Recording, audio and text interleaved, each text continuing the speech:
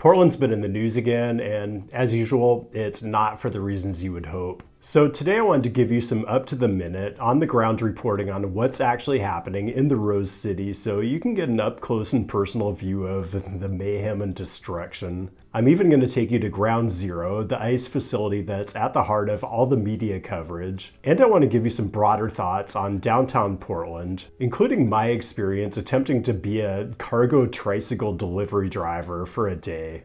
You guys, it's Portland, so yeah, it's gonna get weird, so get ready.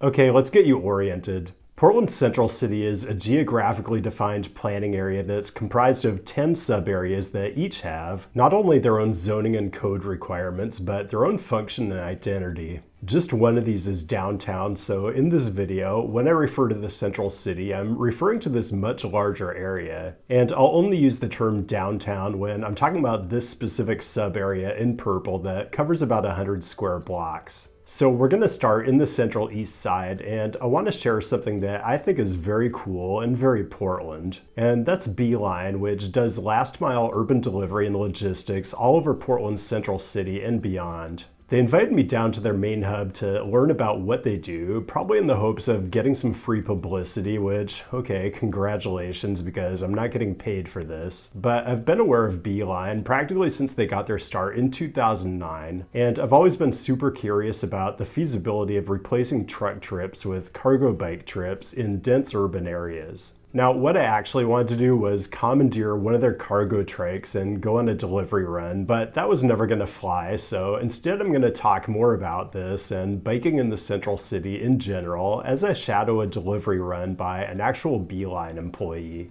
So we're going to go over the Hawthorne Bridge into downtown Portland, and the first thing I want to mention as far as infrastructure is this big green bike box at the signal on the westbound approach to the bridge viaduct. The city recognized that you need a ton of space here because of the high bike volumes going over the bridge and the need to saturate as many bikes through the intersection ahead of cars as you possibly can. The viaduct has an upslope to get up and over the next street, and there's a passing lane for bikes because of the speed differentials due to the upslope and the fact that e-bikes exist.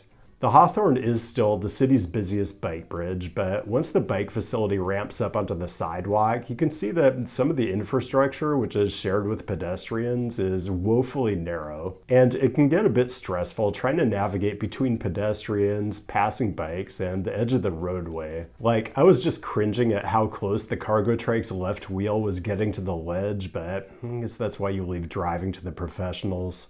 From the bridge, we're taking the ramp down onto Nadeau Parkway, which has a two-way protected bike lane. So let's talk about Beeline itself. First of all, they're in the business of delivery logistics, and their e-assist cargo trikes, which accommodate about 60 cubic feet and carry up to 600 pounds of cargo. Well, Beeline believes these are the right tool for the job of carrying a huge proportion of the deliveries that are made in dense urban environments. The idea is that instead of huge box trucks, or worse, taking up valuable space, increasing congestion, worsening pollution and emissions, and creating safety hazards on our streets, you can achieve the same deliveries in a less impactful, much more energy efficient way by receiving bulk deliveries at a central logistics hub, and then sending waves of cargo trikes out to serve the restaurants, shops, and other clients all over the Central City and beyond. So Beeline believes that what they do is good business, but they also believe what they do helps make the city healthier and more livable.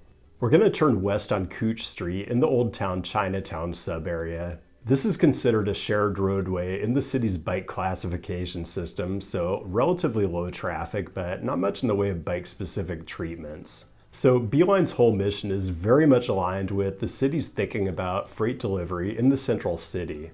Portland recently piloted what they call a zero-emission delivery zone, leveraging their authority over how curb space is used to prioritize lower-impact means of freight movement.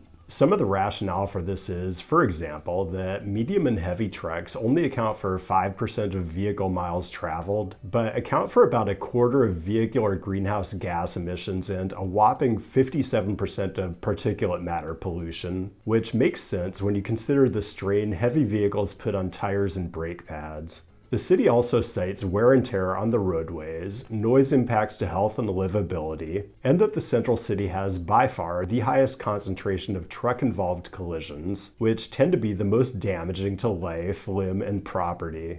The city estimated that 90% of existing central city deliveries could be done using lower impact vehicles like cargo trikes. So when I say the city's goals and a company like Beeline's vision are aligned, this is what I'm talking about. Okay, we've long since crossed into another sub-area, the Pearl District, and I do want to show you Northwest 13th Avenue because it's such a unique street with the loading docks and the curbless shared environment. The whole thing really should be car-free in my opinion. There are short segments that are, but my thing is, why not just double down on elements that are unique and cool and a little weird? Like, just let Portland be Portland. Okay, the last thing we're doing here is taking a left and heading west on Northwest Flanders Street, which is a full-blown neighborhood greenway. So you'll see pavement markings that delineate where the space is shared and where bikes have their own lane. The city has a lot of tools in the toolbox to apply modal filtering and make sure vehicle traffic on Flanders is limited, and it functions like a bike priority street. And then we're going over Ned Flanders Crossing, yes, that Ned Flanders, over I-405, and we're going to be in Northwest Portland, which is technically outside the officially designated central city, but still feels very much part of it. And this is our first stop. It's a school that orders lots of healthy produce, and our Beeline driver has a big order to fill. Not a fan of filming outside schools, so let's move on. Part of what I want to impress on you here is that everything you're seeing on this run is just your average boring Tuesday morning in Portland. It's what our president has characterized as a war zone, and I just kind of want you to decide for yourself. So now we're headed north on Northwest 20th Avenue, which is a neighborhood greenway 4 or 5 blocks outside the central city proper. It's a mix of single-family houses, some commercial, and then you get into areas like the Slabtown district, which is relatively young. Through basically the whole 20th century, this area was primarily industrial. Redevelopment was a long time coming, and it's still a mix. The area is in transition, but as we turn west on Raleigh Street, you can really see how it's springing to life with a ton of new residential density, a high level of urban design, and lots of shops, restaurants, and amenities. This is our next stop, New Seasons, a local grocery chain that contracts with Beeline to distribute a lot of goods out of its Central East Side logistics hub and to a bunch of their stores around the city and the inner suburbs. Also, just to be accurate, I want to point out that Beeline doesn't just deliver. They pick up certain difficult to manage recyclable materials and consolidate them back at the hub as well, so they found ways to avoid deadheading their cargo trikes back to the Central East Side. Biking in central Portland is mostly pretty great. We did have to mix in a bit of vehicular cycling on Northwest 23rd, which is kind of the main drag of Northwest Portland, and then take a left on Thurman to get to the last destination I'm going to show you. I've actually biked up here lots of times, and there are lower traffic ways to get here. It wouldn't have been my route choice, but then I'm not a professional freight delivery driver. Last stop is a Thai restaurant that gets a lot of its produce from Beeline. So I shot all this in early September, but while we're on the subject of Portland's Central City Bike Network, let's fast forward to Saturday, November 8th, because I wanted to check out the latest and greatest bit of infrastructure, the protected bike lane on Southwest 4th Avenue through the university area and downtown, just open for a couple weeks now. For a long time, 4th Avenue was 3 general purpose lanes northbound with lots of on-street parking, and I've never quite understood that, especially on a downtown street where you're going to turn left or right sooner than later, so what really is the utility of that center lane? Well, the new protected bike lane changes that configuration dramatically, narrowing the cross-section to 2 general purpose lanes with quite a bit less parking and more dedicated space for transit. The design of the bike facility is context dependent, like the city wants to keep you safe around the streetcar tracks, and they want to keep you safe crossing them too. And likewise, they have a variety of treatments at intersections depending on whether they're signalized or not, the direction of cross traffic. There's a lot of interesting detail that goes into the design of a facility like this. And one thing I want you to notice is that this is a green wave. The signals are coordinated so that if you're going a moderate pace on a bike, 12 or 13 miles an hour, you're gonna hit all the green lights right on time. It's very zen.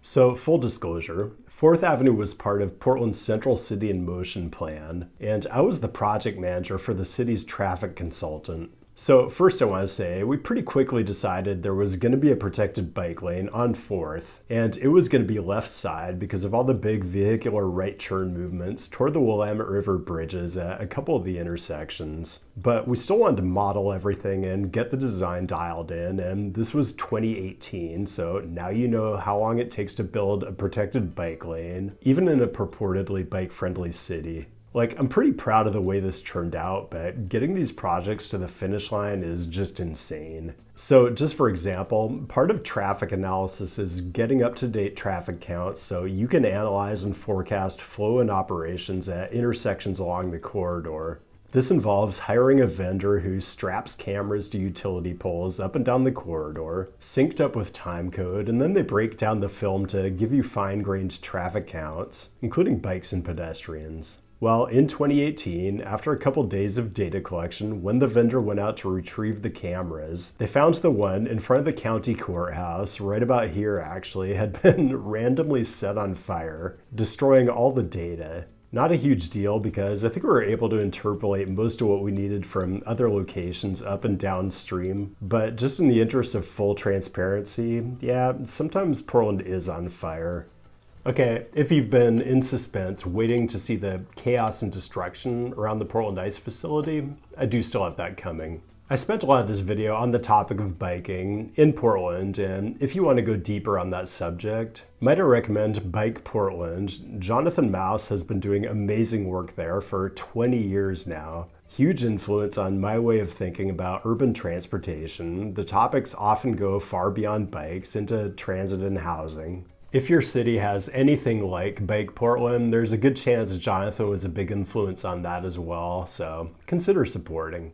Okay, since I was headed downtown to ride the brand new 4th Avenue protected bike lane, I decided to do a little exploring and survey whatever mayhem was going on a typical Saturday in November in Portland's Central City. Like, one thing that's going on in the park blocks running through Portland State University is the Saturday Farmers Market, which is a mainstay throughout the year. Total chaos, all kinds of violent conflict flaring up across multiple fronts. Like, this has to be the war zone they're talking about. You've got the war for breakfast burritos, the war for chili crisp olive oil, the war for Yakina wildflower honey, the war for vegan gluten-free Chicago-style pizza. I'm kind of joking here, but on a pretty deep level, I think this is the stuff conservatives hate about cities. I doubt that anyone who's actually been to Portland really believes it's on fire or it's a war zone. They just hate the type of people who go to urban farmers markets and buy delicious locally grown produce.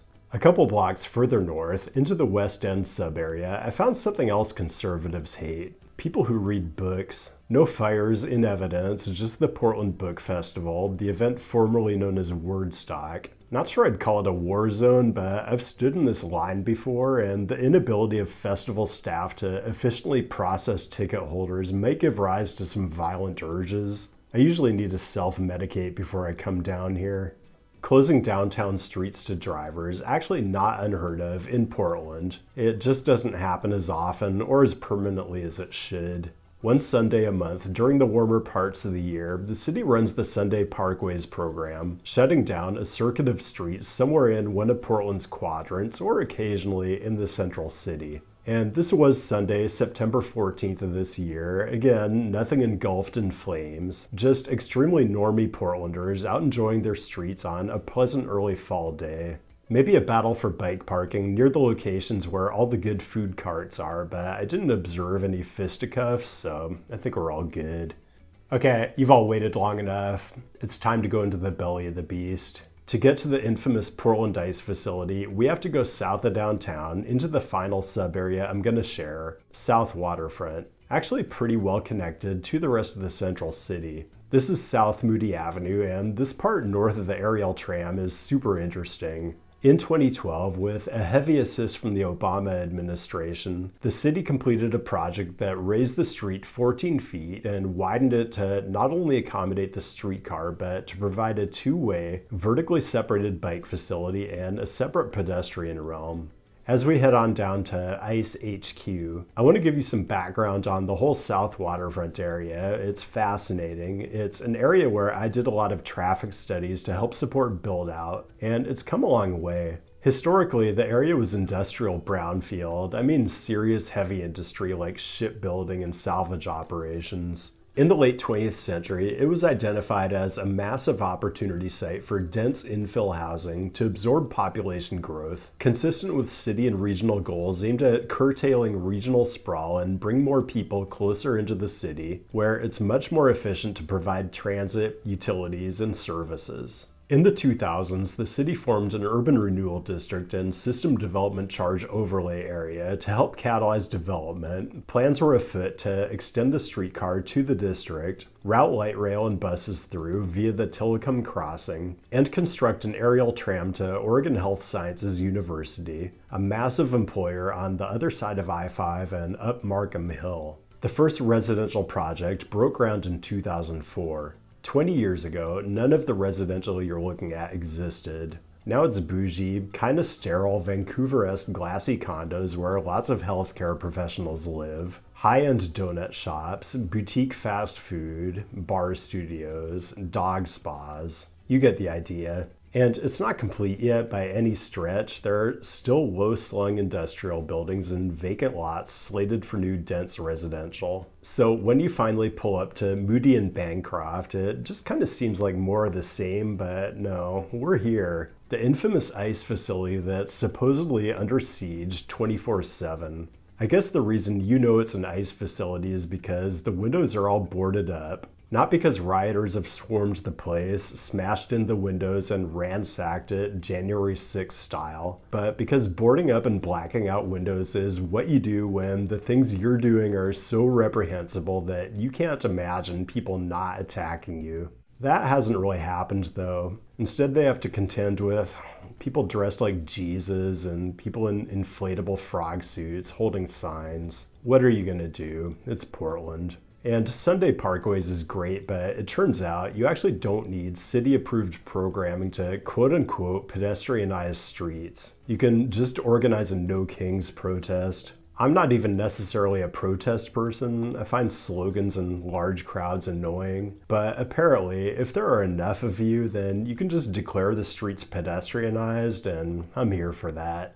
You know, the criticism I sometimes get is you're ideological and you're just editing Portland or whatever city it is to make it look better than it is. And yes, I do edit. I like to cut out things that are boring, which I think is a benefit to you, the viewer. Also, I don't like to film people who are in distress. It's not something I want to monetize. But yes, unhoused people do exist in the United States. There's also massive wealth inequality in the United States, and you can decide for yourself if those two things are related. If you're really dead set on seeing Portland at its most troubled, you can find that, but it's actually much easier to find things you vibe with. I think that's true of every city, and I just wish we had a president who would say that about our cities. But instead, when you hear the president say, there are fires everywhere and it's a war zone, there are really only two possibilities. He's either knowingly lying or he just doesn't know because he's never been here and he's just a credulous old dude who devours misinformation and applies no critical thinking skills whatsoever.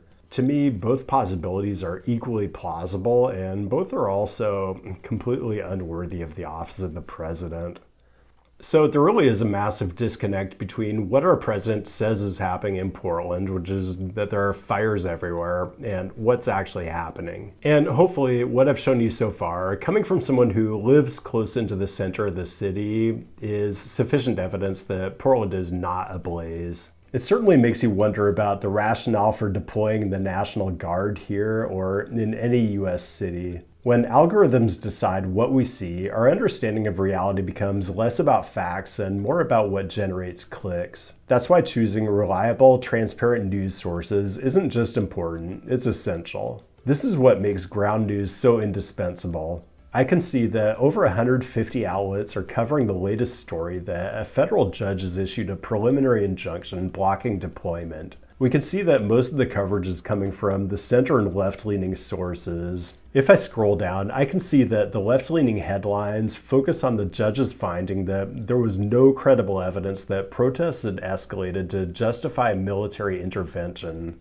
The right-leaning spin is that anti-ICE protests haven't gotten violent enough for a liberal judge's tastes. Being able to quickly compare and contrast coverage from different news outlets is why Ground News is my preferred news platform. I partnered with them for this video because their app and website help me see the full picture, not just one version of it, by pulling in news from thousands of sources worldwide. I can compare coverage and get insight into political bias, reliability, and most importantly, see who owns the sources reporting the news I'm reading. And I'm not the only one who sees a ton of value in this. Ground News has even been recognized by the Nobel Peace Center for its impact on media literacy. I rely on Ground News because it gives me something I don't get on any other platform these days. Real transparency, meaning I'm not just informed, I'm seeing into how different media outlets go about trying to shape the narrative. I can't recommend it strongly enough. Ground News is completely subscriber funded, which means it doesn't rely on corporate influence to decide what you see. You can get the same plan I use, which is their unlimited access Vantage plan for 40% off when you subscribe using my link, ground.news/CityNerd. Click the link down the description or scan the QR code right here on screen to help support an independent news platform that's working to make the media landscape more transparent. And that's all I've got. Thanks for joining today, and thanks as always to the patrons for your direct support. It makes a huge difference. I do like to get a little political sometimes. Sponsors don't always love that, so the direct support really gives me the additional security, so I feel like I can say the things I want to say. Anyway, keep the great topic suggestions coming. I'll be back with a new episode next week, and I'll see you then.